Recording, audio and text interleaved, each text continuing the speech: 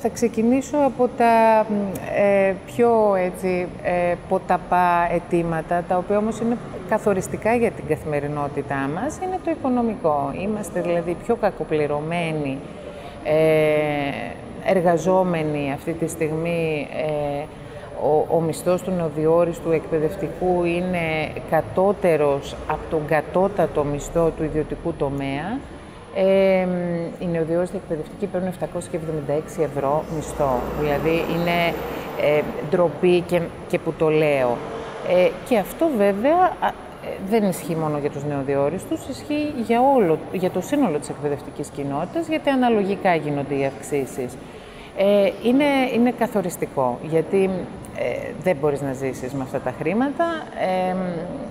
Το ξέρεις, το ξέρουμε όλοι και το Υπουργείο το ξέρει.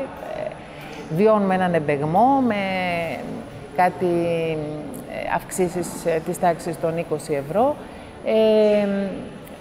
που σημαίνει πρακτικά ούτε 3 πράγματα στο σούπερ μάρκετ. Τελεία. Είμαστε επίσης οι μοναδικοί που δεν παίρνουμε δώρο 13ο-14ο μισθό από το 2010. Έχουμε υποστεί τεράστια ποσοστά μείωσης του εισοδήματός μας με τα μνημόνια, τα οποία δεν έχουν επανέλθει ούτε για αστείο. Συν περικοπές κλιμακίων, μισθολογικών κλιμακίων. Αυτό είναι το ένα κομμάτι και ταυτόχρονα βιώνεις μία καθημερινότητα σε ένα εργασιακό περιβάλλον που είναι άθλιο. Κτίρια, τα περισσότερα είναι ετοιμόρροπα κτίρια, που σου δημιουργεί και σε εμάς και στα παιδιά, δημιουργεί μια μιζέρια, μια ψυχολογική ταραχή. Δεν είσαι σε ένα ωραίο περιβάλλον. Προσωπικά, οικογενειακά ζούσαμε και δουλεύαμε 20 χρόνια σε νησί, από επιλογή. Ο λόγος που επιλέξαμε να επιστρέψουμε στην Αθήνα ήταν το στεγαστικό. Νομίζω ότι αυτό τα λέει όλα, μετά από 20 χρόνια. Προφανώς είναι ζήτημα τεράστιο. Δηλαδή δεν μπορεί να απαιτείς από έναν άνθρωπο που παίρνει 776 ευρώ μισθό και 1.000 να παίρνει, σου λέω εγώ, να δίνει πάνω από τα μισά για να βρει σπίτι, αν βρει. Δεν μπορεί δηλαδή ένας εργαζόμενος ανώτατης εκπαίδευσης να ζει σε τόσο τριτοκοσμικές συνθήκες. Φαντάζομαι ότι το έχεις δει και όλοι τις ιστορίες του συναδέλφου από τη Ρόδο που κοιμόταν στο αυτοκίνητο, άλλων συναδέλφων που κοιμούνταν σε σκηνή. Μπορώ να σου πω προσωπικές ιστορίες, όχι φετινές και παλιότερα, της τελευταίας εξαετίας. Το ομολόγησαν έτσι κι αλλιώς, η επίσημη ηγεσία του Υπουργείου και των Διευθύνσεων ζήτησε από τους διευθυντές να δώσουν αριθμό εκπαιδευτικών που εξοικονομήθηκαν από τις συγχωνεύσεις των τμήματων.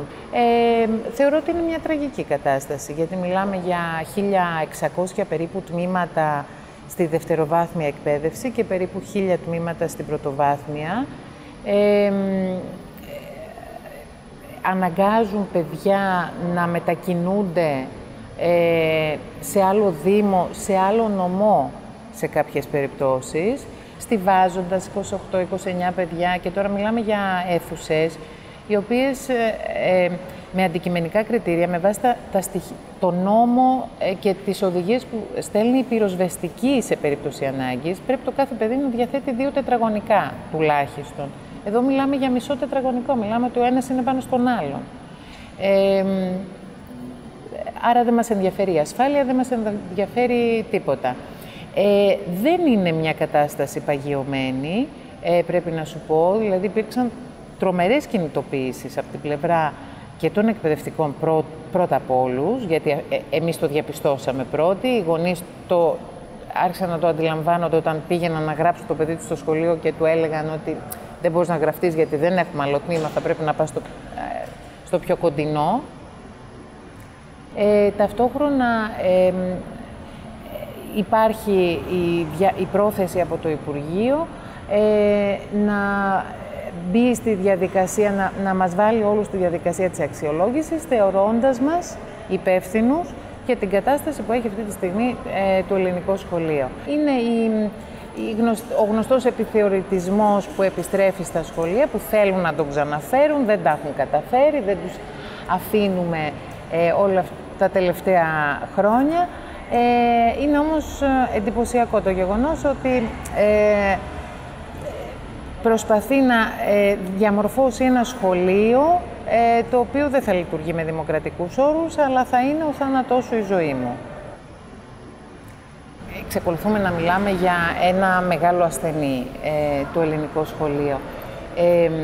Εννοώ ότι το περιεχόμενο είναι από μόνο του προβληματικό. Απαιτούμε μία μάθηση με τέτοιο όγκο και τέτοια δυσκολία που είναι προφανές ότι αυτό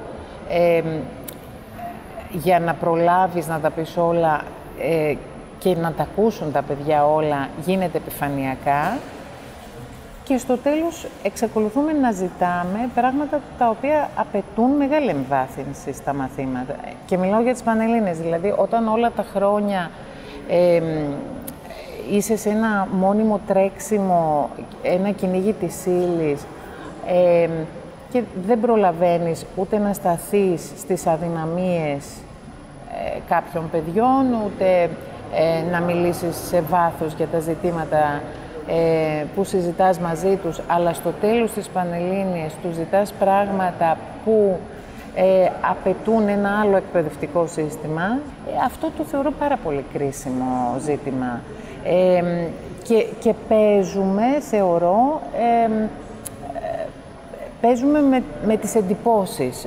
Αυτό κάνει πρακτικά το Υπουργείο, παίζει με τις εντυπώσεις. Βρισκόμαστε σε μια μόνιμη διελκυστίνδα με το Υπουργείο Παιδείας. Μία τραβάει ο ένας, μία τραβάει ο άλλος για να σώσουμε οτιδήποτε αν σώζεται στη δημόσια εκπαίδευση.